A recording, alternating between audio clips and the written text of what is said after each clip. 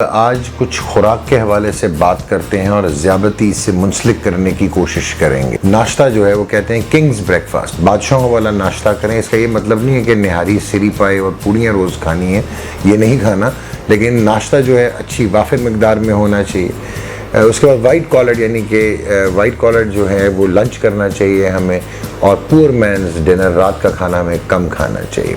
میٹھا کوئی اتنی اچھی چیز ہے نہیں، مزہ بہت دیتا ہے، لیکن بدقسمتی سے بیماریاں بہت زیادہ جو ہیں اس کی وجہ سے ہوتی ہیں۔ ڈاکٹر صاحب مینوں کمزوری ہو گئی، ہن میرا کچھ کرو، مینوں طاقت دی گولیاں۔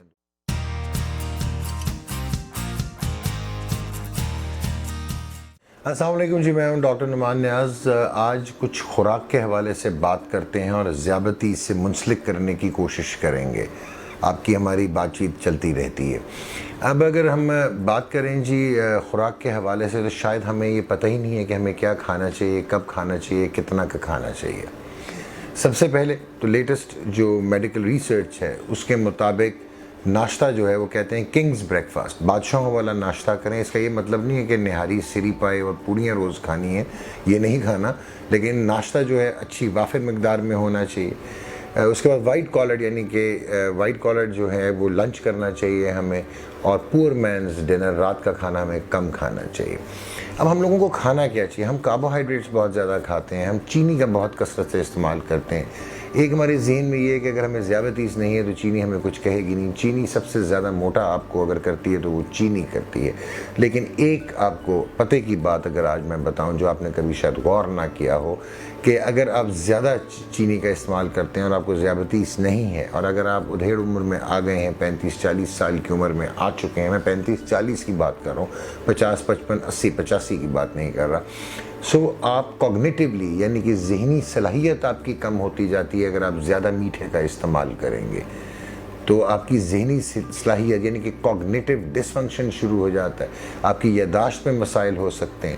ایک آپ نے بیماری کا نام سنا ہوگا، جب حافظہ ختم ہو جاتا ہے، الزائمرز ڈیزیز، وہ بہت زیادہ چانسز ہو جاتے ہیں کہ آپ کو ہو اگر آپ بیرا روی سے چینی کا استعمال کرتے ہیں۔ میٹھا کوئی اتنی اچھی چیز ہے نہیں، مزہ بہت دیتا ہے، لیکن بدقسمتی سے بیماریاں بہت زیادہ جو ہیں اس کی وجہ سے ہوتی ہیں۔ ڈائبیٹکس، ان کو تو ویسے ہی میٹھا نہیں لینا چاہیے، لیکن یاد رکھیے گا اگر ہائی گلوکوز لیولز ہوں آپ کی باڈی میں، چاہے آپ کو ذیابطیس ہے یا نہیں ہے، تو اس سے آپ کے کوگنیٹیو ڈیفیشنسی جو ہے وہ یقیناً ہو سکتی ہے۔ اب اگر ہم آگے چلیں جی، ہم چپاتی اور نشاستے کا بہت زیادہ استعمال کرتے ہیں، ہم کارب کاؤنٹنگ نہیں کرتے، کیلوری کاؤنٹنگ نہیں کرتے، ہم لین پروٹینز نہیں کھاتے، ہم چربی والا گوشت کھانے کی کوشش کرتے ہیں، ہانڈیوں میں زور زور سے بھونتے ہیں ہم اس کو۔ اس سے شاید وقتی طور پہ آپ کو ٹیسٹ ضرور آئے، مزہ ضرور آئے، آپ کھانا انجوائے شاید کریں، لیکن کس کاسٹ پہ آپ کر رہے ہیں؟ آپ بہت ساری بیماریوں کی جانب گامزن ہوتے چلے جا رہے ہیں۔ جو فریش ویجیٹیبلز ہوتی ہیں، جس میں گاجریں شامل ہیں، مولیاں شامل ہیں، پالک ہے، آپ کے جو گرین لیفی آئس برگز آتے ہیں، سلاد کے پتے ہیں، بروکلی جو ہے، یہ تمام چیزیں جو ہیں اگر آپ اس کا پورشن زیادہ رکھیں، تیل کا کم استعمال کریں، تو آپ یقیناً اپنے آپ کے لیے بہت بہتری کریں گے۔ 40 سے 80 گرام پروٹین، اگر آپ ایتھلیٹ نہیں ہیں اور آپ سپر سپورٹس مین نہیں ہیں، اور اگر آپ ہماری طرح صرف آفس میں آتے ہیں اور پھر چلے جاتے ہیں، تو آپ کو 40 سے 80 گرام پروٹین کافی ہوتی ہے، یعنی کہ ایک مرغی کی چھاتی یا بیف کی 2 بوٹیاں۔ بیف ایسے استعمال کرنا نہیں چاہیے، اس کے اور بہت زیادہ مسائل ہیں۔ اب میں نے یہ بات کیوں کی؟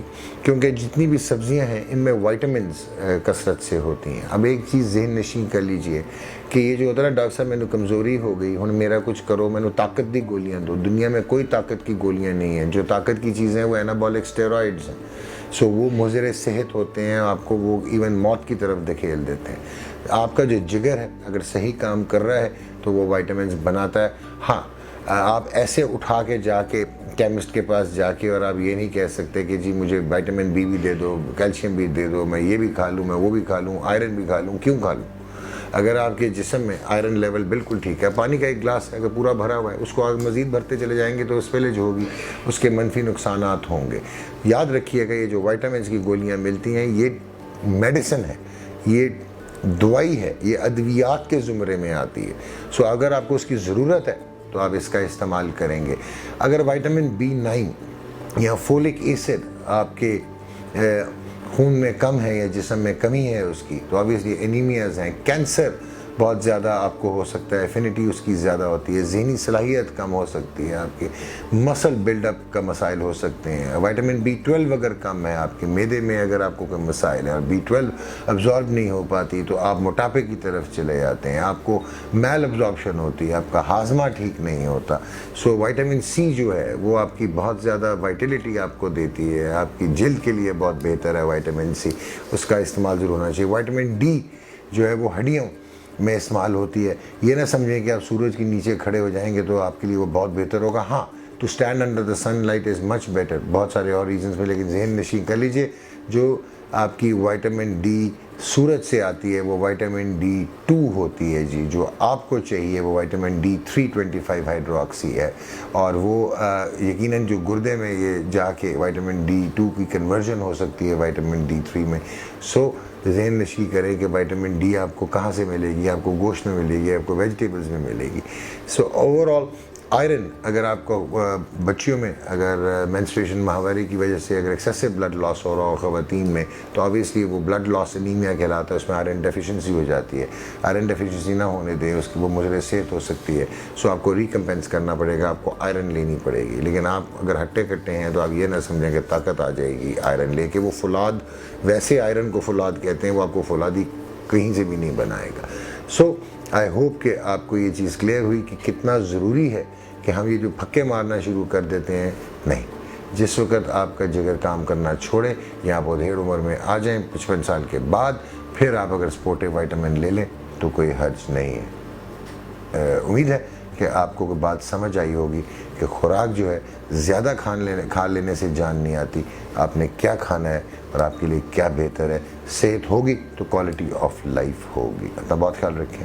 خدا حافظ.